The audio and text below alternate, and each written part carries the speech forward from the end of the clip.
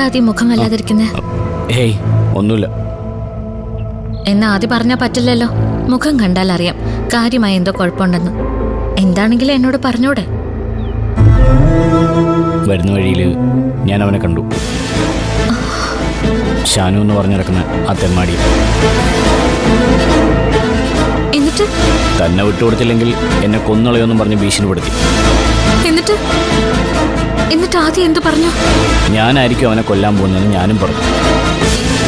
അവന് തോന്നിക്കാണും ഞാൻ വെറുതെ ഒരു കൗണ്ടർ പറഞ്ഞാണ്. പക്ഷെ ഞാൻ സീരിയസ് ആയിട്ട് പറഞ്ഞത്, ജീവിക്കാൻ സമ്മതിക്കില്ലെങ്കിൽ പിന്നെന്താ ചെയ്യണ്ടേ? കൊല്ലല്ലാതെ വേറെ വഴിയില്ലേ? ഉണ്ടെങ്കിൽ പറഞ്ഞു. ഞാൻ ജീവിച്ചിരിക്കുമ്പോൾ പൂജ അവനൊന്നും ചെയ്യില്ല.